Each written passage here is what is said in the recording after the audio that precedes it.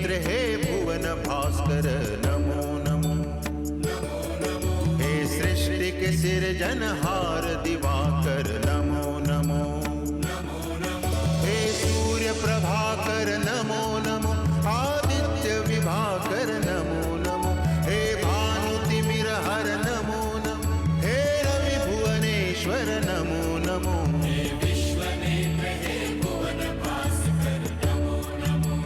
नमो नमो। हे सृष्टि के सिरजनहार दिवाकर नमो नमो।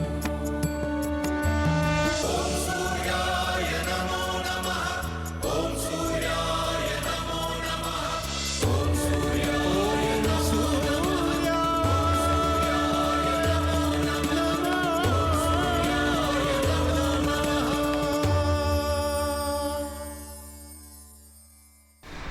संभव नहीं होगा तो फिर क्यों लाए?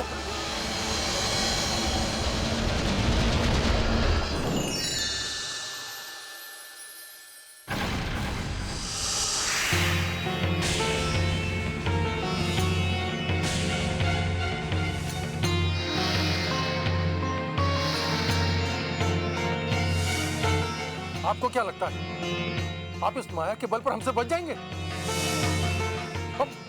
हम अभी इस आश्रम को ध्वस्त कर देंगे।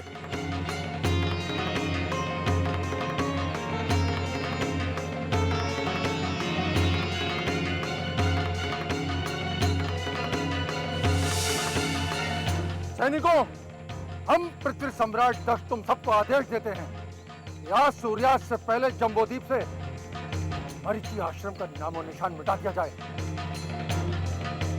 इस कार्य के लिए जो भी शस्त्र का उपयोग करना पड़े करो। जो तुम्हारा विरोध करे उसे मृत्यु के घाट उतार दो। ये मूर्ख दक्ष इतना हठी है कि किसी की भी बात सुनने के लिए तैयार ही नहीं है।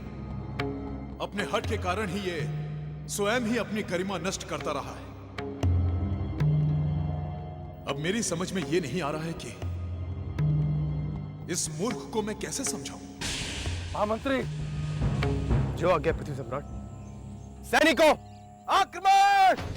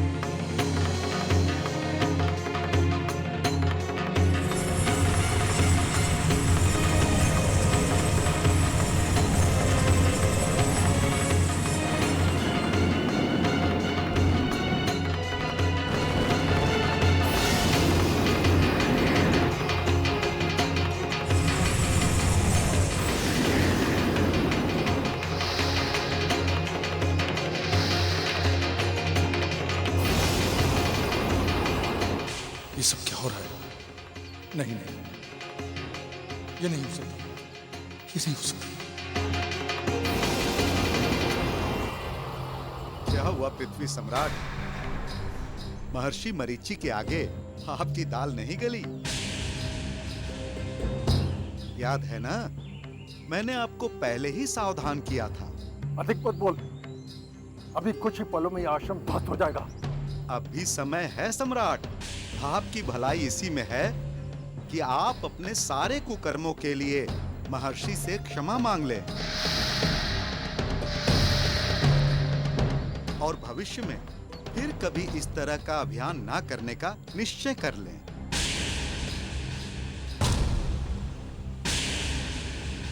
साधु, आइए मित्र शुक्रदेव, हम जानते थे कि अपने मित्र पर संकट आया देख करके आप अवश्य आएंगे। अब आप अपनी दिव्य शक्तियों का प्रयोग करके उस दुष्ट मरीचि को दंड दीजिए। मित्र दक्ष, आपको शायद ज्ञात नहीं है, किंतु इस समय ऋषि मरीचि के पक्ष में संसार की सारी शुभ शक्तियां एकत्र हो गई हैं। आपके लिए अच्छा यही होगा कि इस समय यहां से लौट जाएं। आपको क्या लगता है हम इन शुभ शक्तियों से डरते हैं? हम जानते ही नहीं यहाँ भेजना हमारे तथा कथित पिताश्री ब्रह्मदेव का षड्यंत्र है। तो आप तो हमारे मित्र हैं। हमारे पक्ष में मरीचि पर आपको आक्रमण करना चाहिए। मित्र दक्ष, युद्ध के समय जो नीति काम आती है उसे रणनीति कहते हैं। और रणनीति का एक सिद्धांत है कि जब शत्रु हमसे बलवान हो तो एक कुशल योद्धा को विराम ले लेना चाहिए। और आप जैसे कुशल योद्धा को तो यही शोभा देता है कि आप इस समय चुप रहें और जब सारी शक्तियां लौट जाएं, तब मरीचि ऋषि के आश्रम पर आक्रमण करें। आपका कथन उचित है मित्र, हम वैसा ही करेंगे।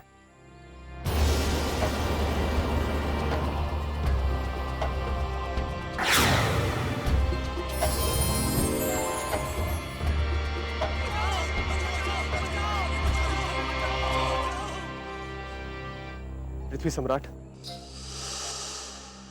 आप अभय दान दे तो हम सब आपसे कुछ कहना चाहते हैं। ठीक है, कहो। महर्षि मरीचि बहुत शक्तिशाली है। उनका बल शस्त्रों का नहीं, तप का बल है। हमारे सैनिक उनका सामना नहीं कर सकते। मैं यहाँ से लौट जाना चाहिए। हाँ मंत्री! हाँ मंत्री! हाँ मंत्री!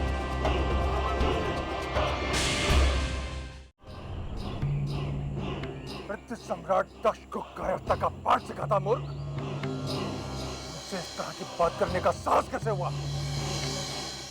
जब तक हम इस आश्रम और आश्रम वासियों को दंडित नहीं करेंगे, हमें चैन नहीं मिलेगा।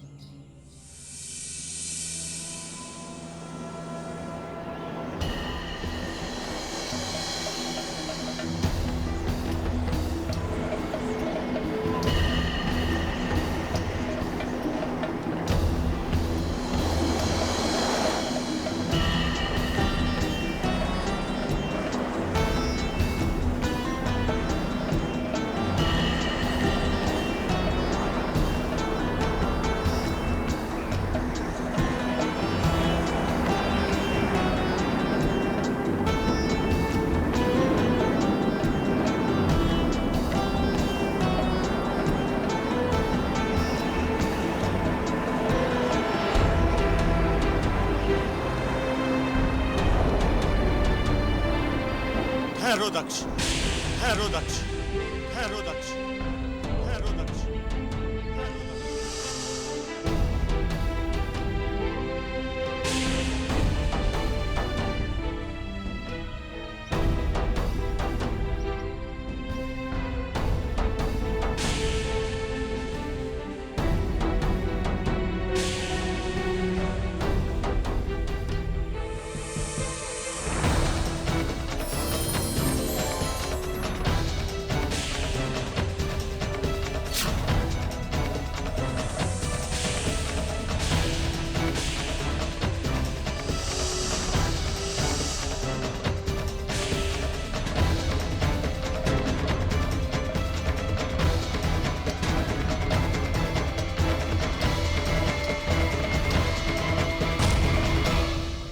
महर्षि मरीचि तो बहुत क्रोध में है।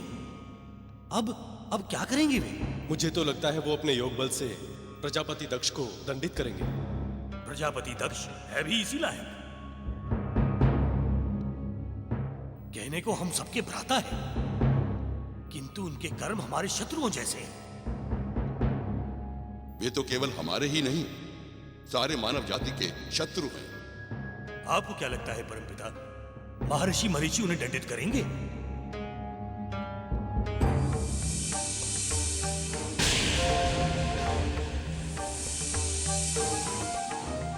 मित्र शुक्रदेव, मुझे आपकी सहायता की आवश्यकता है। शीघ्र दर्शन दे मित्र शुक्रदेव। प्रजापति दक्ष के अभिन्न मित्र हैं शुक्रदेव। सदा छाया की भांति उनके साथ लगे रहते हैं। परंतु आज जब प्रजापति दक्ष के प्राण संकट में हैं, तो शुक्रदेव का पता नहीं। शुक्रदेव की मित्रता तो केवल उनके स्वार्थ के लिए ही है। सत्य वचन।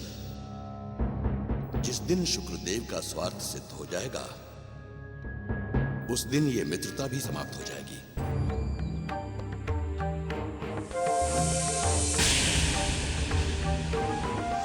यदि वो तुम्हारे अभियान में होता तो तुम या तो परलोक सिधार जाते या महर्षि मरीचि की तप शक्ति तुम्हें भी अपना दास बना लेती।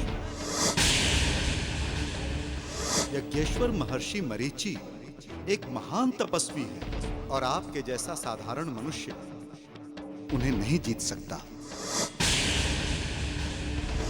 तनिक सोचिए, महर्षि मरीचि एक महान योग बल और मंत्र शक्ति के स्वामी हैं। कहीं ऐसा ना हो कि उनका सामना करते करते आप अपने नाम पर कोई कलंक लगा लें। हमारे सैनिक उनका सामना नहीं कर सकते। हमें यहाँ से लौट जाना चाहिए।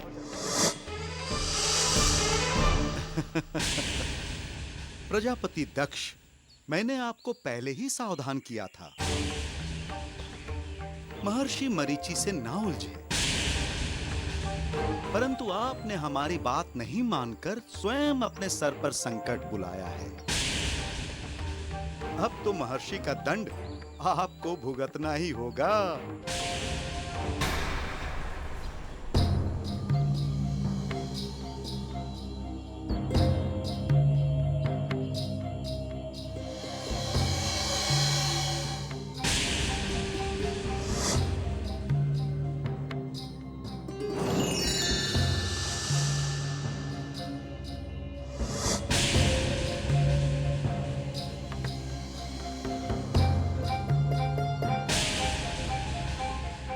अनुज दक्ष, तुमने हम पर आरोप लगाया था कि हम झूठ बोलते हैं,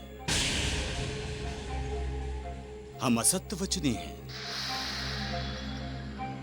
तुम्हारे इस आरोप में कितनी सच्चाई है, यही दिखाने के लिए हमने तुम्हें रोका है।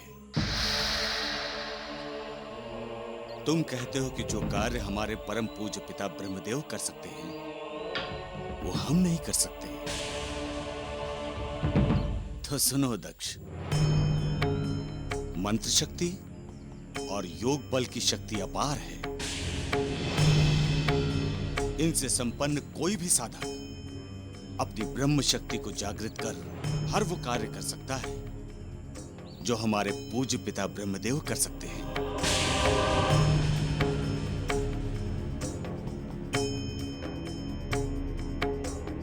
तुम कहते हो कि हम बिना विवाह के पुत्र को जन्म नहीं दे सकते, और हम कहते हैं कि ये कार्य केवल हम ही नहीं, कोई भी सिद्धि संपन्न साधक आसानी से कर सकता है। संविधा से नहीं, हम इस मिट्टी से तुम्हारी आंखों के सामने अपनी मंत्र शक्ति और योग बल से एक पुत्र को प्रकट करेंगे।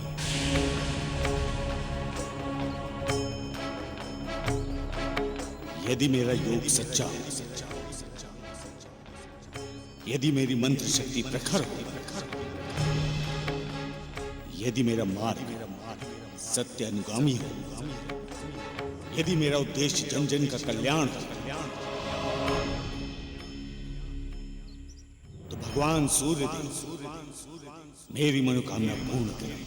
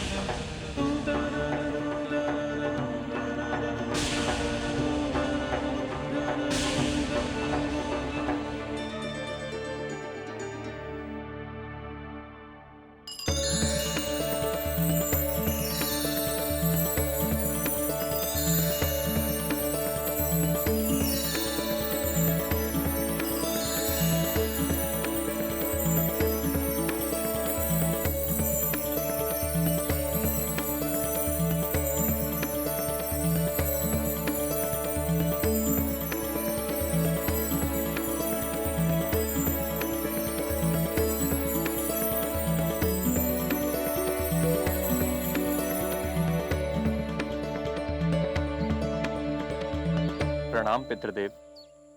आयुष्मान भव।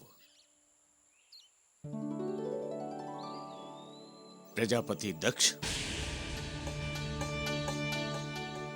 बिना विवाह किए मेरी मंत्र शक्ति और योग बल से जन्मे इस बालक का परिचय प्राप्त नहीं करोगे? अवश्य भैया मरीचि, ये तो आपका मानस पुत्र है, इसका परिचय तो होना ही चाहिए।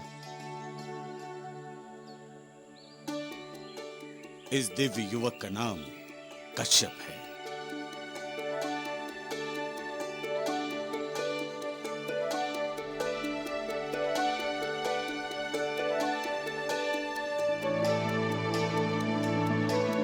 जन्म से मिले संस्कारों के कारण यह हमारे पूज्य पिता ब्रह्मदेव के समान ही पूरी की पूरी सृष्टि रचने में समर्थ है।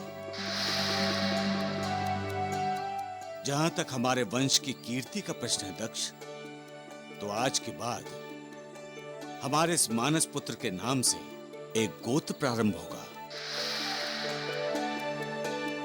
जो अनंत काल तक पृथ्वीवासियों की वंश परंपरा का प्रतीक बनेगा। हमारी इच्छा और आशीर्वाद के कारण ये जन्म से ही समस्त वेदों, उपवेदों और उपनिषदों का ज्ञाता है।